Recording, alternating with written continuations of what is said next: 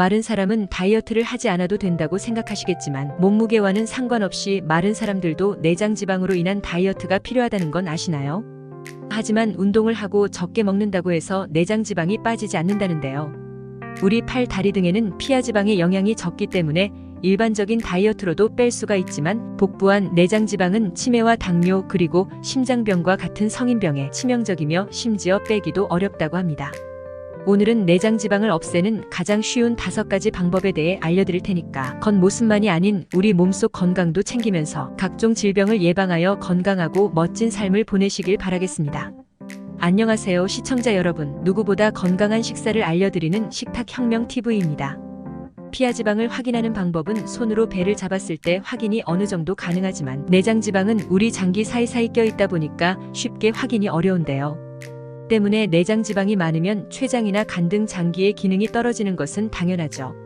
이 내장지방이 많아지면 염증이 생겨 각종 성인병의 원인이 되며 심각한 경우에는 치매까지 걸리기 때문에 내장지방을 관리해줄 필요가 있는 겁니다. 여기서 질문 하나 드리겠습니다. 내장지방이 생기는 이유가 뭔지 아시나요? 잘 모르시겠죠? 고기, 우유, 치즈 등 지방이 많은 음식을 먹어서일까요? 아닙니다.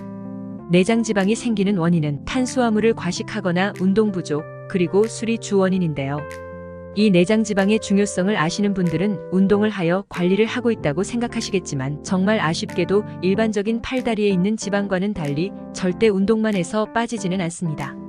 오늘 영상에서는 운동보다 쉽고 효과적이게 내장지방을 없애는 5가지 방법을 알려드리도록 하겠습니다.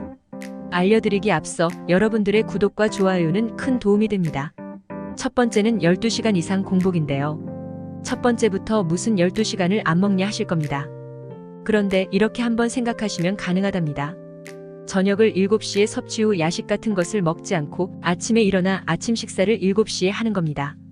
간단하게 설명해 드리니까 어렵게 느껴지지는 않죠? 그 이유는 음식을 섭취 후 12시간 정도 음식을 섭취하지 않았을 때 몸속 지방 분해 대사가 시작되는데요. 때문에 저녁을 먹은 후 다음날 아침 식사 사이에 12시간 정도의 공복 간격을 두시는 것이 좋은 겁니다. 또한 이 과정에서 혈당이 낮아져 에너지원으로 지방을 사용하죠. 중요한 건 오랫동안 지속된 내장 지방으로 인슐린 저항성이 생기신 분들은 지방 연소 기간이 꽤 걸릴 수 있다는 것을 알아두셔야 하는데, 혹시라도 12시간 이상 공복을 유지했는데 살이 안 빠지는 분들은 이 패턴을 한 달 정도 실천해 보셨으면 합니다. 평소에 식사를 늦게 하시는 집, 야식을 자주 섭취하는 집이라면 정말 힘들 텐데, 하지만 이 방법이 내장 지방을 없애는 가장 쉬운 방법 중 하나라는 거 기억해 주셨으면 합니다. 두 번째는 정제 탄수화물의 섭취를 절제하시는 겁니다. 이게 무슨 말인지 이해가 안 되실 텐데요. 간단하게 설명드리겠습니다. 우리가 하루에 음식을 섭취할 때 한 가지 음식만으로 식단을 유지하는 것이 아니라 밥이 아닌 빵, 치킨, 피자 등등 자극적인 음식을 먹기도 하는데요. 우리 일상 흔히 접하는 흰쌀밥, 피자, 치킨, 케이크 같은 음식들이 바로 정제 탄수화물입니다. 이 음식들이 바로 내장 지방을 쌓는 원인이 될 수 있고요. 이런 음식들 바로 정제 탄수화물 섭취가 많으면 섭취하는 순간 곧바로 포도당이 혈류로 들어오며 남은 포도당을 간에서 글리코겐으로 저장, 그 후 남은 포도당을 지방으로 변환시킵니다. 제가 처음에 말씀드린 내장 지방은 지방 섭취 때문이다 라는 말이 틀렸다는 것이 바로 이 부분입니다. 그렇기에 내장 지방은 과도한 정제 탄수화물 때문이라는 것을 기억해 주셨으면 좋겠습니다.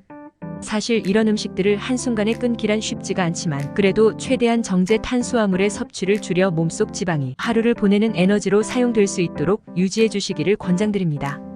세 번째는 짧은 시간 강한 운동을 하는 것인데요.